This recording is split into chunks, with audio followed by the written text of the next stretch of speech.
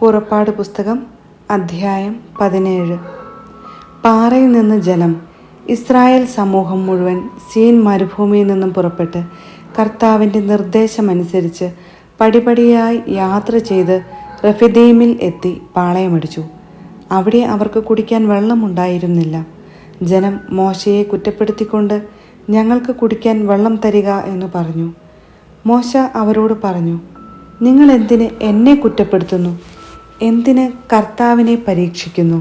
ദാഹിച്ചു വലഞ്ഞ ജനം മോശയ്ക്കെതിരെ ആവലാതിപ്പെട്ടു ചോദിച്ചു, നീ എന്തിനാണ് ഞങ്ങളെ ഈജിപ്തിൽ നിന്ന് പുറത്തേക്ക് കൊണ്ടുവന്നത്? ഞങ്ങളും കുട്ടികളും കന്നുകാലികളും ദാഹിച്ചു ചാകട്ടെ എന്നു കരുതിയാണോ? മോശ കർത്താവിനോട് നിലവിളിച്ചു പറഞ്ഞു, ഈ ജനത്തോട് ഞാൻ എന്താണ് ചെയ്യുക? ഏറെ താമസിയാതെ അവർ എന്നെ കല്ലെറിയും. കർത്താവ് മോശയോട് അരുളി ചെയ്തു, ഏതാനും ഇസ്രായേൽ ശ്രേഷ്ഠന്മാരുമൊത്ത് നീ ജനത്തിൻ്റെ മുൻപേ പോകുക.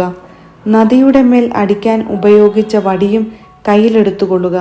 ഇതാ, നിനക്ക് മുൻപിൽ ഹോറബിലെ പാറമേൽ ഞാൻ നിൽക്കും. നീ ആ പാറയിൽ അടിക്കണം. അപ്പോൾ അതിൽ നിന്ന് ജനത്തിന് കുടിക്കാൻ വെള്ളം പുറപ്പെടും. ഇസ്രായേൽ ശ്രേഷ്ഠന്മാരുടെ സാന്നിധ്യത്തിൽ മോശ അങ്ങനെ ചെയ്തു. ഇസ്രായേൽക്കാർ അവിടെ വച്ച് കലഹിച്ചതിനാലും കർത്താവ് ഞങ്ങളുടെ ഇടയിൽ ഉണ്ടോ ഇല്ലയോ എന്ന് ചോദിച്ചുകൊണ്ട് കർത്താവിനെ പരീക്ഷിച്ചതിനാലും മോശ ആ സ്ഥലത്തിന് മാസ എന്നും മെറിബ എന്നും പേരിട്ടു. അമലേക്യരുമായി യുദ്ധം.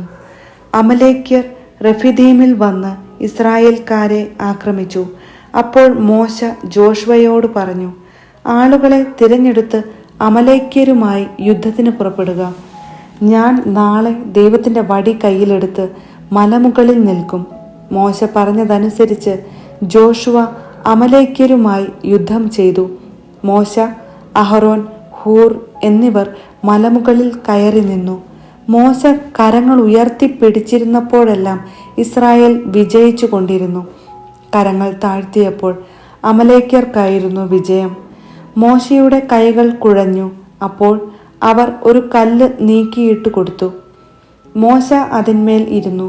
അഹറോനും ഹൂറും അവൻ്റെ കൈകൾ ഉയർത്തിപ്പിടിച്ചുകൊണ്ട് ഇരുവശങ്ങളിലും നിന്നു. സൂര്യാസ്തമയം വരെ അവൻ്റെ കൈകൾ ഉയർന്നു തന്നെ നിന്നു. ജോഷുവ അമലേക്കിനെയും അവൻ്റെ ആളുകളെയും വാളുകൊണ്ട് അരിഞ്ഞു വീഴ്ത്തി. കർത്താവ് മോശയോട് അരുളി ചെയ്തു, ഇതിൻ്റെ ഓർമ്മ നിലനിർത്താനായി നീ ഇത് ഒരു പുസ്തകത്തിൽ എഴുതി ജോഷുവയെ വായിച്ചു കേൾപ്പിക്കുക. ആകാശത്തിന് കീഴിൽ നിന്ന് അമലേക്കിൻ്റെ സ്മരണ ഞാൻ നിശേഷം മായിച്ചു കളയും. മോശ അവിടെ ഒരു ബലിപീഠം നിർമ്മിച്ച് അതിന് യാഹ്വേ നിസ്സി എന്നു പേരു നൽകി. എന്തെന്നാൽ അവൻ പറഞ്ഞു, കർത്താവിൻ്റെ പതാക കയ്യിലെടുക്കുവിൻ. തലമുറ തോറും കർത്താവ് അമലേക്കിനെതിരായി യുദ്ധം ചെയ്തുകൊണ്ടിരിക്കും. പുറപ്പാട് പുസ്തകം അധ്യായം 18. മോശയും ജത്രോയും. മോശയ്ക്കും അവൻ്റെ ജനമായ ഇസ്രായേലിനും വേണ്ടി ദൈവം എന്തെല്ലാം ചെയ്തുവെന്നും അവിടുന്ന് അവരെ ഈജിപ്തിൽ നിന്ന് എപ്രകാരം മോചിപ്പിച്ചുവെന്നും മിദിയാനിലെ പുരോഹിതനും മോശയുടെ അമ്മായിയപ്പനുമായ ജത്രോ കേട്ടറിഞ്ഞു. മോശ തൻ്റെ ഭാര്യ സിപ്പോറയെ തിരിച്ചയച്ചപ്പോൾ അവൻ്റെ അമ്മായിയപ്പൻ ജത്രോ അവളെയും അവളുടെ 2 പുത്രന്മാരെയും സ്വീകരിച്ചു. അവരിൽ ഒരുവന്റെ പേർ ഗർഷോം എന്നായിരുന്നു. കാരണം ഞാനൊരു പ്രവാസിയാകുന്നു എന്ന് പറഞ്ഞാണ് മോശ അവന് പേരിട്ടത്. അപരന്റെ പേർ എലിയേസർ എന്നായിരുന്നു. കാരണം എൻ്റെ പിതാവിൻ്റെ ദൈവമാണ് എൻ്റെ സഹായം. അവിടുന്ന് ഫറവോയുടെ വാളിൽ നിന്ന് എന്നെ രക്ഷിച്ചു എന്ന് അവൻ പറഞ്ഞു. മരുഭൂമിയിൽ ദൈവത്തിൻ്റെ മലയുടെ സമീപം കൂടാരമടിച്ചിരുന്ന മോശയുടെ അടുക്കലേക്ക് അവൻ്റെ ഭാര്യയെയും പുത്രന്മാരെയും കൂട്ടിക്കൊണ്ട് അമ്മായിയപ്പൻ ജത്രോ വന്നു. ഒരുവൻ വന്ന് മോശയെ അറിയിച്ചു, നിന്റെ അമ്മായിയപ്പൻ ജത്രോ നിന്റെ ഭാര്യയോടും അവളുടെ 2 പുത്രന്മാരോടും കൂടെ വന്നിരിക്കുന്നു. മോശ ഉടനെ തൻ്റെ അമ്മായിയപ്പനെ സ്വീകരിക്കാൻ പുറത്തേക്ക് വന്നു. അവൻ ജത്രോയെ നമസ്കരിക്കുകയും ചുംബിക്കുകയും ചെയ്തു. കുശല പ്രശ്നത്തിന് ശേഷം അവർ കൂടാരത്തിനുള്ളിലേക്ക് പോയി. ഇസ്രായേൽക്കാർക്കു വേണ്ടി ഫറവോയോടും ഈജിപ്തുകാരോടും കർത്താവ് ചെയ്ത കാര്യങ്ങളും വഴിയിൽ വെച്ച് തങ്ങൾക്ക് നേരിട്ട പ്രയാസങ്ങളും കർത്താവ് നൽകിയ സംരക്ഷണവുമെല്ലാം മോശ അമ്മായിയപ്പനോട് വിവരിച്ചു പറഞ്ഞു. കർത്താവ് ഈജിപ്തുകാരിൽ നിന്ന് ഇസ്രായേലിനെ മോചിപ്പിച്ച് അവർക്ക് ചെയ്ത നിരവധി നന്മകളെക്കുറിച്ച് ജത്രോ ആഹ്ലാദിച്ചു. അവൻ പറഞ്ഞു, ഈജിപ്തുകാരിൽ നിന്നും ഫറവോയിൽ നിന്നും നിങ്ങളെ രക്ഷിച്ച കർത്താവ് വാഴ്ത്തപ്പെട്ടവനാകുന്നു. കർത്താവ് സകല ദേവന്മാരെയും കാൾ വലിയവനാണെന്ന് ഇപ്പോൾ ഞാൻ മനസ്സിലാക്കുന്നു. എന്തെന്നാൽ ഈജിപ്തുകാർ അവരോട് അഹങ്കാരപൂർവ്വം പെരുമാറിയപ്പോൾ അവരുടെ പിടിയിൽ നിന്ന് അവിടുന്ന് തന്റെ ജനത്തെ മോചിപ്പിച്ചു. മോശയുടെ അമ്മായിയപ്പനായ ജത്രോ ദൈവത്തിന് ദഹനബലിയും മറ്റു ബലികളും സമർപ്പിച്ചു. ജത്രോയോടൊന്നിച്ച് ദൈവസന്നിധിയിൽ ഭക്ഷണം കഴിക്കുന്നതിനായി അഹരോനും ഇസ്രായേലിലെ ശ്രേഷ്ഠന്മാരും വന്നു. ന്യായാധിപന്മാർ. പിറ്റേ ദിവസം മോശ ജനത്തിന്റെ തർക്കങ്ങൾ തീർക്കാൻ ഉപവിഷ്ടനായി. പ്രഭാതം മുതൽ പ്രദോഷം വരെ ജനങ്ങൾ മോശയുടെ ചുറ്റും കൂടി നിന്നു. മോശ തന്റെ ജനത്തിനു വേണ്ടി ചെയ്യുന്നതെല്ലാം കണ്ടപ്പോൾ അമ്മായിയപ്പനായ ജത്രോ അവനോട് ചോദിച്ചു, നീ ജനത്തിനു വേണ്ടി ചെയ്യുന്നത് എന്താണ്? രാവിലെ മുതൽ വൈകുന്നേരം വരെ ജനമെല്ലാം നിന്റെ ചുറ്റും കൂടി നിൽക്കാൻ ഇടയാകത്തക്ക വിധം നീ ഇവിടെ ഒറ്റയ്ക്കിരിക്കുന്നത് എന്തുകൊണ്ട്? മോശ പറഞ്ഞു, ദൈവഹിതം അറിയാനായി ജനം എന്നെ സമീപിക്കുന്നു. എന്തെങ്കിലും തർക്കമുണ്ടാകുമ്പോൾ അവർ എൻ്റെ അടുക്കൽ വരുന്നു. ഞാൻ അവരുടെ കലഹങ്ങൾ തീർക്കുന്നു.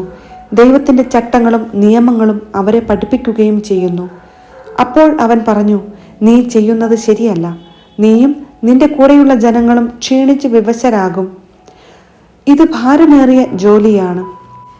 തനിയെ ഇത് ചെയ്യാൻ നിനക്ക് സാധിക്കുകയില്ല. ഞാൻ പറയുന്നത് കേൾക്കുക. ഞാൻ നിനക്കൊരു ഉപദേശം നൽകാം. ദൈവം നിന്നോട് കൂടെ ഉണ്ടായിരിക്കട്ടെ.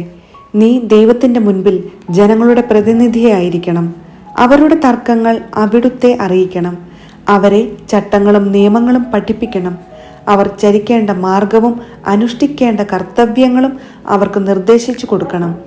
കഴിവും ദൈവഭയമുള്ളവരും സത്യസന്ധരും കൈക്കൂലി വെറുക്കുന്നവരുമായ ആളുകളെ ജനത്തിൽ നിന്ന് തിരഞ്ഞെടുത്ത് അവരെ 1000ഉം 100ഉം 50ഉം 10ഉം വീതമുള്ള ഗണങ്ങളുടെ അധിപന്മാരായി നിയമിക്കുക. അവർ എല്ലായ്പ്പോഴും ജനങ്ങളുടെ തർക്കങ്ങൾക്ക് തീർപ്പു കൽപ്പിക്കട്ടെ. വലിയ കാര്യങ്ങൾ നിന്നെ ഏൽപ്പിക്കുകയും ചെറിയവ അവർ തന്നെ തീരുമാനിക്കുകയും ചെയ്യട്ടെ. അങ്ങനെ അവർ നിന്നെ സഹായിക്കുമ്പോൾ നിന്റെ ജോലി എളുപ്പമാകും. ഇതു ദൈവകൽപ്പനയാണെന്ന് ഗ്രഹിച്ച് ഇപ്രകാരം പ്രവർത്തിച്ചാൽ ജോലി നിർവിഘ്നം തുടരാൻ നിനക്ക് സാധിക്കും. ജനങ്ങൾ സംതൃപ്തരായി തങ്ങളുടെ വസതികളിലേക്ക് മടങ്ങുകയും ചെയ്യും. മോശ അമ്മായിയപ്പന്റെ ഉപദേശം കേട്ട് അതനുസരിച്ച് പ്രവർത്തിച്ചു. മോശ ഇസ്രായേൽക്കാരിൽ നിന്ന് സമർത്ഥരായ ആളുകളെ തിരഞ്ഞെടുത്ത് 1000ഉം 100ഉം 50ഉം 10ഉം വീതമുള്ള ഗണങ്ങളുടെ മേൽ അവരെ അധിപന്മാരായി നിയമിച്ചു. അവർ എല്ലായ്പ്പോഴും ജനങ്ങളുടെ ഇടയിൽ നീതി നടത്തി. സുപ്രധാനമായ കാര്യങ്ങൾ മോശയെ ഏൽപ്പിച്ചു. ചെറിയ കാര്യങ്ങൾ അവർ തന്നെ തീരുമാനിച്ചു. അനന്തരം മോശ അമ്മായിയപ്പനെ യാത്രയാക്കി. അവൻ സ്വന്തം നാട്ടിലേക്ക് മടങ്ങി.